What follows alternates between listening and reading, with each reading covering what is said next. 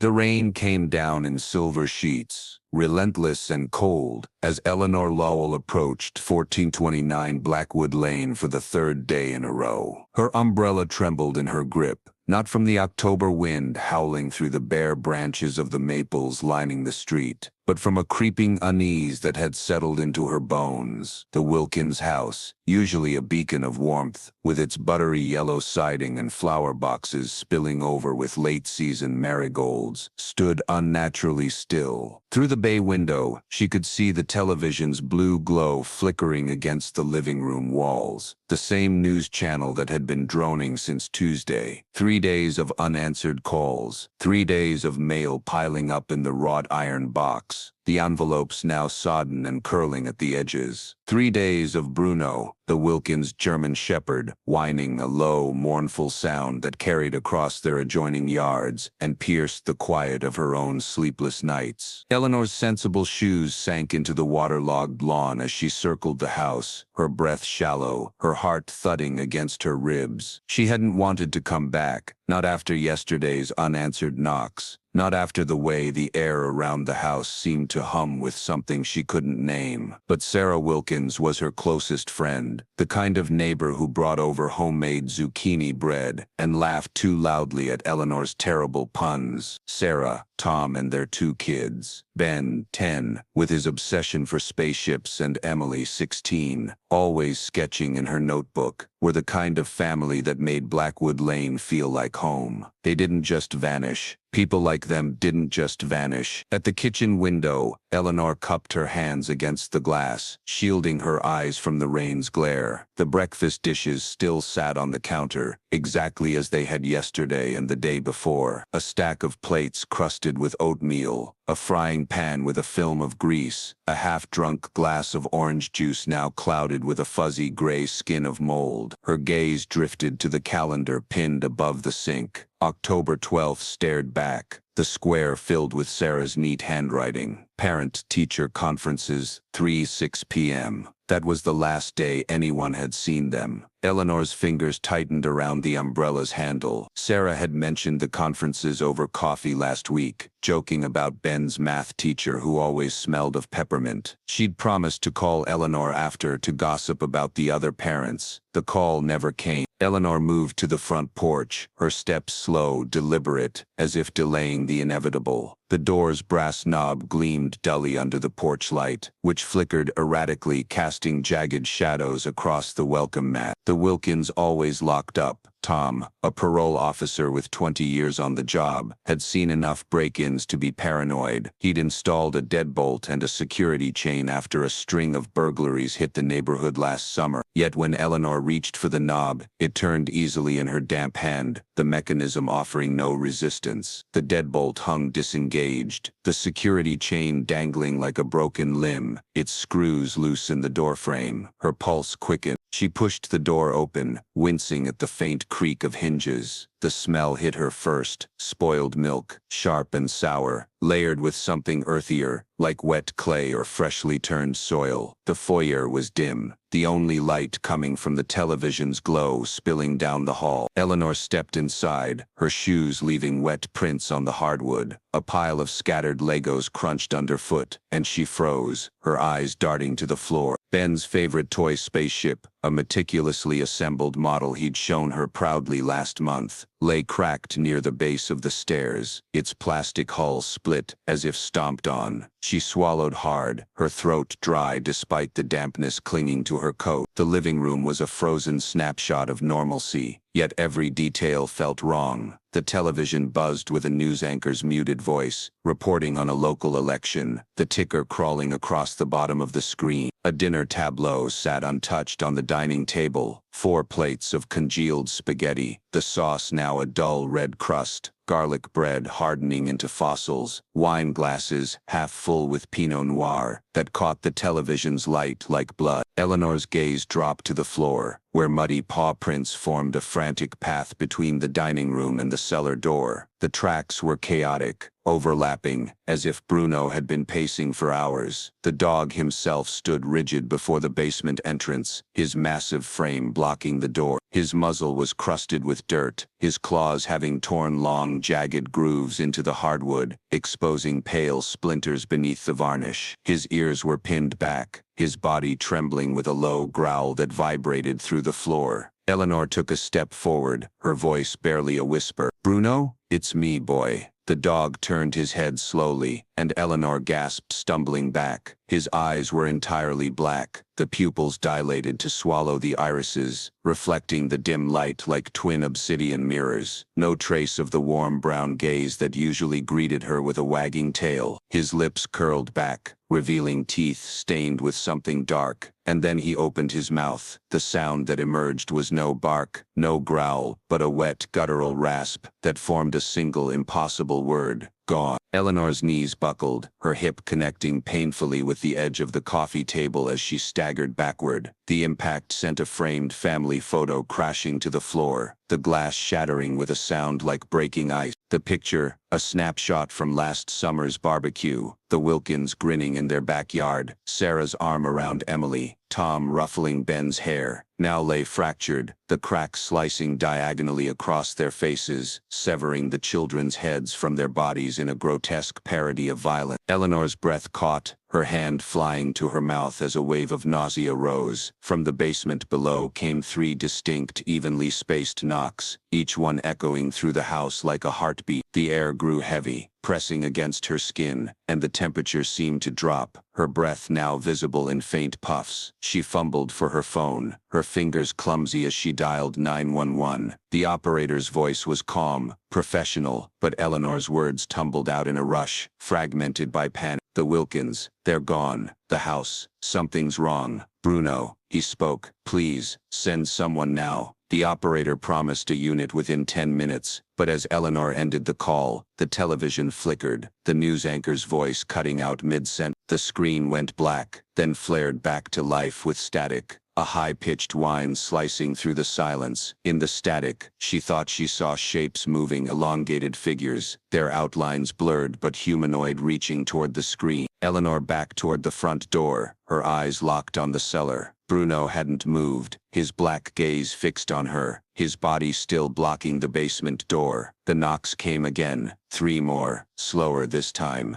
deliberate, as if whatever was down there was testing her resolve. She wanted to run, to flee into the rain and never look back, but her feet felt rooted to the floor, her mind racing with questions. Where were Sarah and Tom? Where were the kids? And what was in the basement that Bruno refused to let her near? The living room clock ticked loudly, its hands frozen at 3:17, though Eleanor could have sworn it was working when she arrived. She glanced at her phone. 3:17 a.m. Impossible. It had been just past noon when she left her house. The discrepancy sent a fresh wave of dread through her, her skin prickling as if brushed by unseen fingers. She forced herself to move, stepping over the broken photo, avoiding the muddy paw print. The cellar door loomed ahead, its surface scarred with claw marks that seemed to pulse in the flickering light. Bruno growled again, low and menacing, but he didn't advance. Instead, he lowered his head, his black eyes never leaving hers, as if warning her to stay away. Eleanor's hand hovered over the cellar knob, her breath ragged. She could hear the faint wail of sirens in the distance, growing closer, but they felt impossibly far away. The knocks came a 3rd time, 3 sharp raps, louder now, vibrating through the floorboards. Something was down there, something that had taken the Wilkins, something that had turned Bruno into a creature that spoke with a human voice. Her fingers brushed the cold metal of the knob, and for a moment she felt a pull, an urge to open the door, to see what lay beyond. But Bruno's growl deepened, and the word "gone" echoed in her mind, chilling her to the core. She yanked her hand back, stumbling toward the front door, just as the first police car screeched to a halt outside. The rain swallowed her scream as she fled into the storm, the house's oppressive silence chasing her into the night. Behind her the television flickered again, the static resolving into a single fleeting image. A crowd of shadowy figures, standing in the Wilkins dining room, their elongated hands outstretched, their faces blank but for wide, unblinking eyes. The rain had thickened into a relentless downpour by the time the squad cars arrived, their red and blue lights, slicing through the gray haze, painting 129 Blackwood Lane in pulses that turned the slick street into a carnival of warped reflection. Officer Derek Ruiz adjusted his body cam as he stepped over the threshold, his boots squelching in a puddle of melted ice from an overturned tumbler near the foyer. Not blood, he noted with a flicker of relief, though the house's eerie stillness set his nerves on edge. The air inside hummed with a peculiar energy, like the charged silence before a lightning strike, and the faint smell of spoiled milk and wet clay clung to everything. His flashlight beam cut through the dimness, catching glints of the Wilkins' ordinary life. A coffee mug on the side table, a dog-eared novel splayed open on the couch, a child's drawing of a spaceship pinned to the fridge. Yet every detail felt wrong,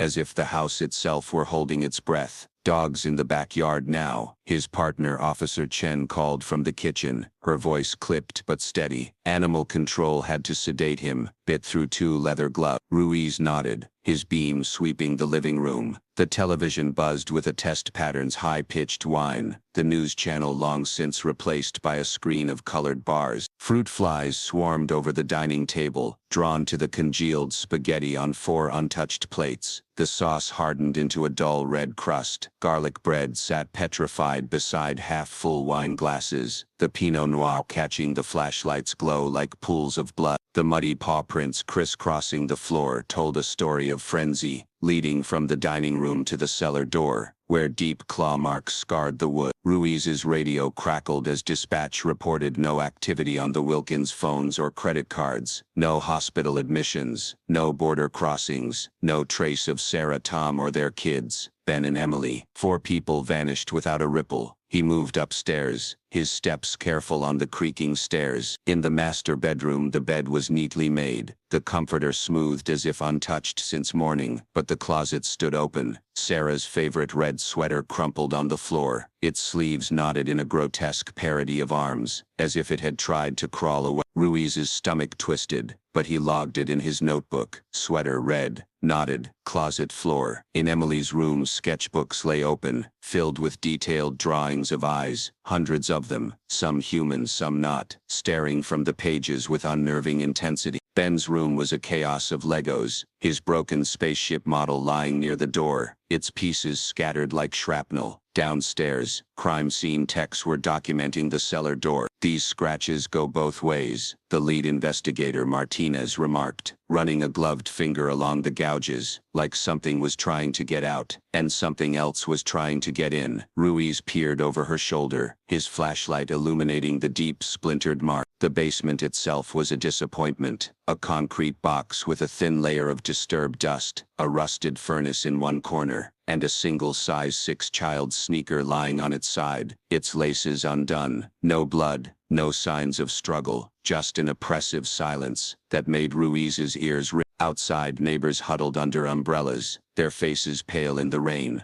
Old man Peterson, his voice raspy from years of smoking, muttered about that cult business back in '93, a vague reference to a group of drifters who'd squatted in the woods and spooked the town with late-night fires. The Harrisons, a middle-aged couple from 2 doors down, mentioned hearing strange chanting the night before the disappearance. Low, rhythmic sounds they'd dismissed as Emily's music turned up too loud. Every account converged on one detail. Bruno, the Wilkins German Shepherd, had howled for exactly 48 minutes at 3:17 a.m. on October 13th, a fact corroborated by multiple clocks stopped at that precise time. The home's security system log, retrieved by a tech, showed a brief power surge at 3:17, lasting less than a second, but enough to reset every electronic device in the house. Back at the station, Detective Grayson, a grizzled veteran with a penchant for cold cases, was assigned the investigation. He sat in the dimly lit evidence room, the Wilkins security footage playing on a battered monitor. The front door camera showed Tom arriving home at 6:42 p.m. on October 12th, his briefcase swinging as he fumbled with his key. Sarah and the kids followed at 6:57, Ben clutching a Lego spaceship,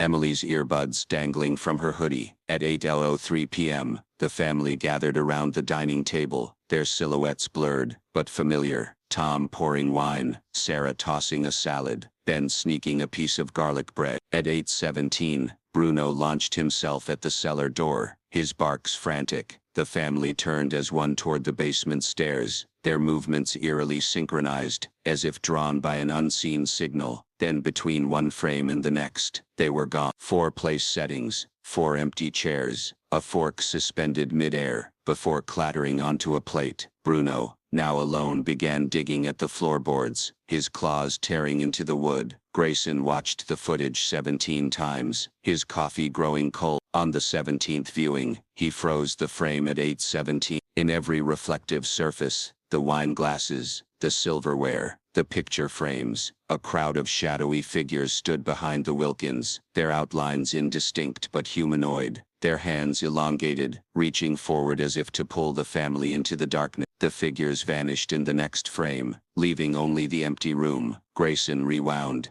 paused, rewound again, his pulse hammering. He called Chen over, pointing at the screen. "You see that?" Chen squinted, her face paling. "What the hell are the station's tech analyst, a young woman named Patel, pulled metadata from the footage. No signs of tampering, no digital artifacts, but the file's timestamp showed a glitch, a millisecond gap at 8:17:003, where the frame rate dropped to 0 before resuming. It's like time skipped," Patel said, her voice unsteady. Grayson leaned back, his mind racing. He'd seen disappearances before, runaways, abductions, even a few bodies dumped in the nearby river, but nothing like this. The Wilkins house wasn't just empty, it felt wrong, as if it had been hollowed out from the inside. By midnight, Grayson was back at Blackwood Lane, the rain now a steady drizzle. The house was cordoned off, yellow tape fluttering in the wind. He stood in the living room, the air thick with the scent of decay and something metallic he couldn't place. The cellar door, now propped open by the techs, beckoned. His flashlight beam trembled as he descended the narrow stairs, the concrete cold under his boot. The basement was as they'd left it. Dust, sneaker, furnace, but now he noticed something new. Faint scratches on the furnace's rusted surface, forming a pattern that looked like a spiral with jagged edges. He traced it with his finger, and the metal seemed to hum, a low vibration that made his teeth ache. Upstairs, Chen was interviewing Eleanor Lowell again, who'd returned to give a formal statement. Eleanor's hands shook as she recounted Bruno's black eyes, and that impossible word "gone." She mentioned something else, a faint smell of sulfur in the house, like matches struck and snuffed out. Grayson filed it away, his mind turning to Peterson's talk of the '93 cult. He pulled the station's archives, digging through faded reports. In 1993, a group of 7 transients had camped in the woods behind Blackwood Lane, performing rituals that involved carving spiral symbols into trees. Locals had driven them out after a series of livestock disappearances, but no arrests were made. The lead officer's notes mentioned unexplained lights,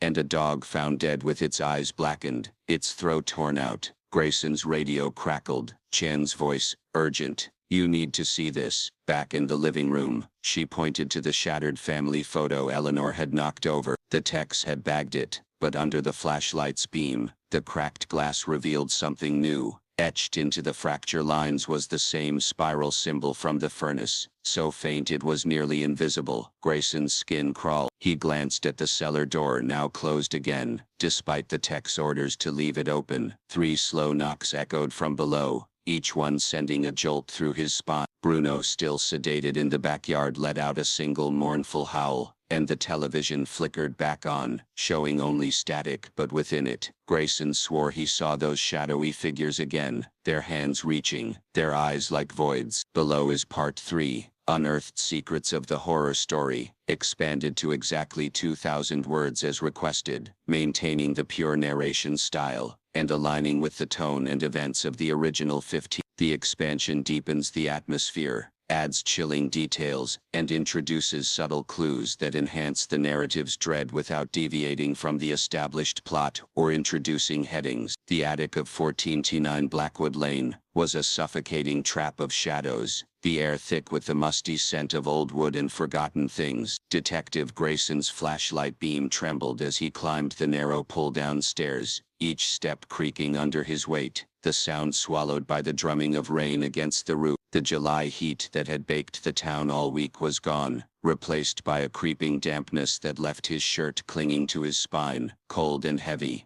as if the house itself were sweating. Dust motes swirled in the beam's path, catching the light like tiny eyes, and the silence up here was different, denser, as if the attic were holding its breath, waiting for him to disturb its secret. His boots scuffed against the plywood floor, stirring up a faint smell of decay, not unlike the spoiled milk and clay he'd noticed downstairs, but sharper, tinged with something metallic like rust or blood. The space was cluttered with the detritus of the Wilkins Life cardboard boxes, labeled Xmas decor and baby clothes in Sarah's neat handwriting, a broken rocking horse with one glass eye missing, a cracked mirror leaning against a rafter, its surface fogged with age. Grayson's beam lingered on the mirror, catching his own reflection for a moment. A haggard man with dark circles under his eyes, his jaw tight with unease. He looked away quickly, his skin prickling, and moved toward the dormer window at the far end of the attic. The glass was streaked with rain, but the floorboards beneath it had warped upward, their edges curling like lips drawn back in a grimace. A gap just wide enough for a man's hand yawned between the boards, and Grayson knelt, his knees popping in the quiet. He reached into the cavity, his fingers brushing something soft and damp like wet paper or skin. He recoiled, heart pounding,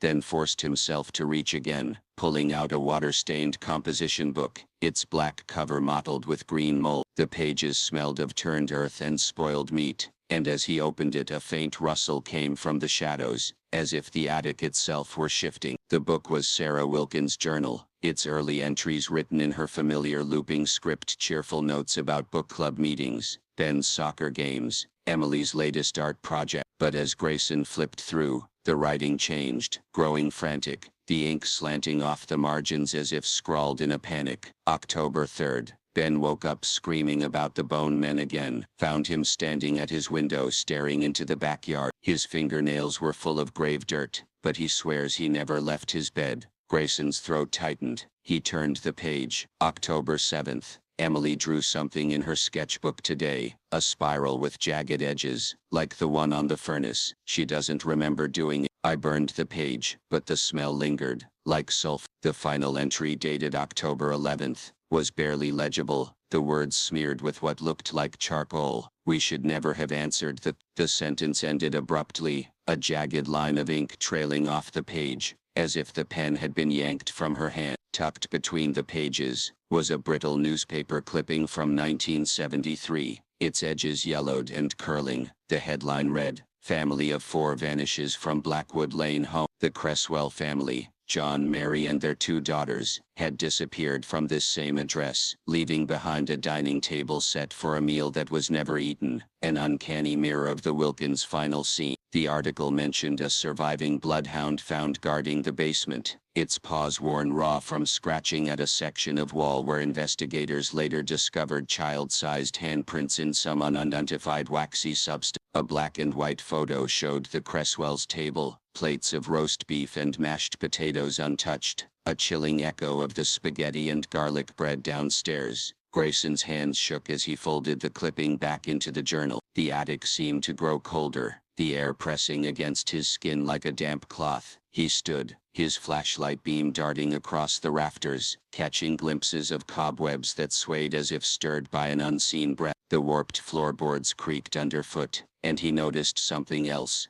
a faint outline in the dust, like the imprint of a small hand, its fingers splayed as if pressing down with force. He knelt again, his breath shallow, and traced the outline with his finger. The wood beneath was colder than the rest, unnaturally so, as if it had been touched by something that leached warmth from the world. His flashlight flickered, the beam stuttering, and for a moment he thought he heard a whisper, not from the attic, but from inside his own head, a child's voice, soft and urgent. "They're still here." He stumbled back, his boot catching on a loose board, and the journal slipped from his hand, landing open on the floor. The pages fluttered, though there was no breeze, stopping on a crude charcoal rubbing of a symbol, A spiral with jagged edges, like a starburst or a wound. It was the same shape Emily had drawn, the same shape scratched into the furnace downstairs. Grayson's pulse hammered in his ears, drowning out the rain. He retrieved the journal, shoving it into his jacket, and turned toward the attic stairs, his flashlight beam sweeping the darkness. The cracked mirror caught his eye again, and he froze. His reflection stared back, but it wasn't right. His mirror self moved when he didn't, its head tilting slowly, its lips parting to reveal blackened teeth, jagged and uneven, like shards of obsidian. A skeletal finger pressed against the glass from the inside, leaving a greasy smear, and the mouth opened wider, forming words Grayson couldn't hear, but felt in his bones. Look closer. The glass shattered with a sound like a gunshot, shards exploding outward, one slicing his cheek. He staggered down the stairs, blood trickling warm against his skin, the journal clutched to his chest. Back in the living room, the crime scene techs were still at work, their voices muffled as if coming from underwater. Officer Chen met him at the base of the stairs, her face pale, her eyes flicking to the cut on his cheek. You okay, Grayson? You look like you saw a ghost. He didn't answer, his mind still reeling from the mirror, the journal, the wisp. He handed her the composition book, his fingers trembling. Sarah's. Found it in the attic. There's a clipping from '73. Another family, same house, same setup. Chen's brow furrowed as she skimmed the pages, her lips moving silently as she read. Grave dirt, bone men. What the hell were they into? Grayson shook his head, wiping the blood from his cheek. Not them. Something else. Something in this house. The techs had moved to the cellar door, their flashlights illuminating the deep scratches Bruno had left in the wood. Martinez, the lead investigator, was crouched beside the door, her gloved hand tracing the gouges. These aren't just from the dog, she said, her voice low. Look at the depth. Some of these cut through the varnish into the O, and they go both ways, like something was trying to get out and something else was trying to get in. Grayson's stomach churned as he remembered the child's whisper, the cold floorboard, the mirror's impossible reflection. He followed Martinez into the basement, the air growing heavier with each step, the smell of damp concrete and something sour, like rotting fruit, thickening in his throat. The basement was as barren as before, a thin layer of disturbed dust, the rusted furnace in one corner, a single child's sneaker lying on its side, its laces undone, as if it had been kicked off in a hurry. But now Grayson noticed something new, a faint pattern in the dust near the sneaker, a series of overlapping spirals, so faint they could have been mistaken for smudges. He crouched, his flashlight beam trembling, and realized they weren't random. Each spiral mirrored the one in Sarah's journal, their jagged edges radiating outward like cracks in ice. Chen joined him, her flashlight sweeping the walls. You see this? She asked, pointing to a section of concrete near the furnace. Faint scratches marked the surface, forming the same spiral pattern, but these were deeper, as if carved with a blade. Grayson touched one, and the concrete seemed to hum,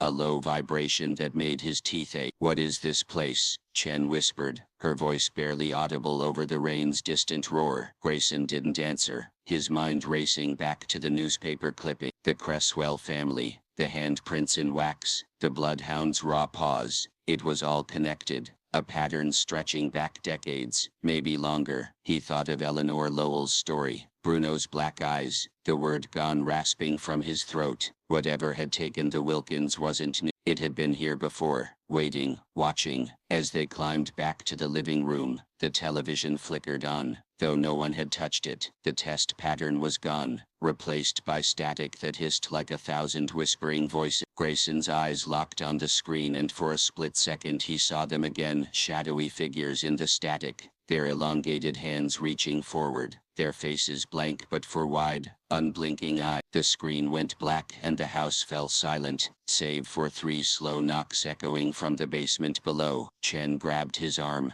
her grip tight. We need to get out of here, she said, her voice shaking. But Grayson couldn't move, his gaze fixed on the cellar door, now closed again despite the tech's orders to leave it open. The journal in his jacket felt heavier, as if it were anchoring him to the house, to the secrets it held. Somewhere in the darkness the bone men were waiting, and Grayson knew he was closer to them than he'd ever been before. The rain had dwindled to a faint drizzle, but the air around 1429 Blackwood Lane remained heavy, as if the house itself exhaled a damp, sour breath that clung to everything. Detective Grayson stood in the backyard, his boots sinking into the muddy grass, his flashlight beam cutting through the twilight to where Bruno, the Wilkins German Shepherd, lay sedated in a crate. The dog's transformation since the family's disappearance defied any veterinary explanation. His once glossy coat now hung in patchy clumps, revealing grayish skin that glistened with a thin, opalescent fluid, like the sheen of a slug's trail. His eyes, once warm and brown, had become fully black orbs reflecting the flashlight's glow like twin mirrors, unblinking and alien. Yet Bruno moved with an uncanny precision, his head turning to track Grayson's every step,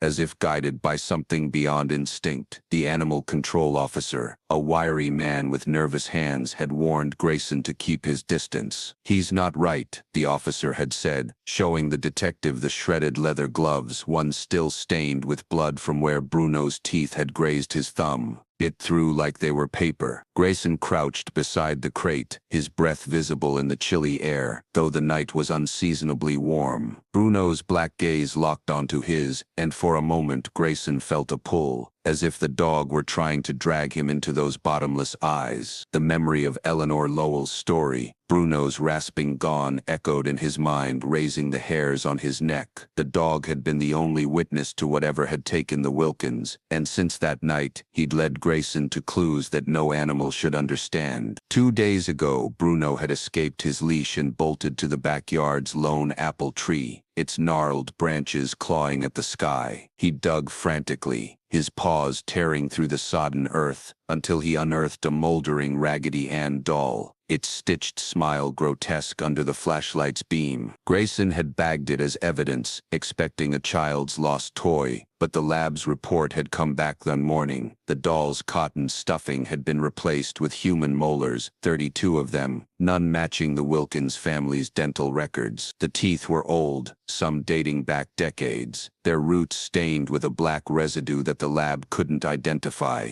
Yesterday, Bruno had led Grayson to the master bathroom, scratching at the tiles until his claws bled. Grayson had pried up a loose one, revealing a hidden compartment containing a rusted straight razor, its blade etched with a faint spiral symbol, and a lock of auburn hair tied with blue thread. The hair didn't match Sarah's blonde curls, Tom's dark crop, or the children's lighter shades. The lab was still analyzing it, but Grayson's gut told him it belonged to someone else. Someone from the house's past, perhaps the Cresswell family from the 1973 clipping. The spiral on the razor matched the one in Sarah's journal, the one scratched into the furnace, a jagged starburst that seemed to pulse under his gaze, as if alive. Tonight, Bruno's behavior was different, more desperate. The sedative should have kept him docile, but as Grayson approached, the dog lunged against the crate's bars, his teeth snapping, his black eyes glinting with a purpose that felt almost human. The officer had left him tethered to a stake near the apple tree, but Bruno had chewed through the rope, dragging himself toward the cellar door at the back of the house. Grayson followed, his flashlight beam trembling, the air growing colder with each step. The cellar's exterior entrance was a pair of rusted storm doors, padlocked shut, but Bruno hurled himself against them, his ribs audibly cracking under the impact. Grayson winced, his hand hovering over his holster, but he couldn't bring himself to draw. The dog's frenzy wasn't aggression, it was a message, a plea to look closer. Grayson pried open the storm doors, the lock giving way with a groan of corroded metal. The cellar stairs descended into darkness, the air thick with the smell of damp concrete, and something fouler, like rotting meat left in a sealed room. Bruno staggered down the steps, his broken ribs not slowing him, his claws scraping against the concrete. Grayson followed, his flashlight casting long shadows that seemed to twist and writhe, as if the walls themselves were moving. The basement was as he'd seen it before, barren, with a thin layer of disturbed dust, the rusted furnace in one corner, a child's sneaker lying on its side. But Bruno ignored these, limping straight to a blank section of wall, his muzzle pressed against the concrete, his teeth bared in a silent snarl. He scratched at the surface, his claws leaving fresh marks that overlapped older ones, faint but unmistakable, forming the same spiral pattern. Grayson knelt, his flashlight beam narrowing on the wall. The concrete was smooth, too smooth, as if it had been poured to hide something. He ran his fingers along the surface, feeling a faint seam, a hairline crack that traced a rectangular outline, a hidden door flush with the wall, invisible unless you knew where to look. His heart pounded as he pulled his pocket knife, wedging the blade into the seam. The concrete groaned, dust sifting down, and with a shove, the door swung inward, revealing a narrow passage that smelled of wet fur and burning hair. Bruno tried to lunge forward, but Grayson grabbed his collar, the dog's body trembling under his grip, his black eyes fixed on the darkness ahead. The passage was tight, barely wide enough for Grayson's shoulders, the walls rough-hewn stone slick with condensation. His flashlight beam flickered, the light dimming as if the darkness were swallowing it. The air grew heavier, pressing against his chest, and the smell intensified, a nauseating blend of sulfur and decay that made his eyes water. 10 feet in, the passage widened into a small chamber, its walls studded with 7 alcoves, each about the size of a shoebox, carved into the stone like niches in a crypt. Grayson's beam swept over them, his breath catching, as he saw their content. Each alcove held a child's shoe, sneakers, loafers, a tiny sandal with a broken strap, spanning decades of styles, their leather cracked, their laces frayed. Beside each shoe was a Polaroid photo, yellowed and curling, showing children from different eras, their faces pale, their eyes wide with terror, their hands pressed against what looked like glass from the inside, as if trapped in a mirror. The first photo showed a girl in a 1950s dress, her pigtails tied with ribbons, her mouth open in a silent scream. The second, a boy in bell-bottoms, his hands clawing at the invisible barrier. The dates on the Polaroid spanned decades, 1953, 1973, 19. It held no shoe, only a Polaroid still developing, its chemical fog slowly clearing to reveal Emily Wilkins' face, her dark eyes wide, her hands pressed against the glass, her lips forming a word.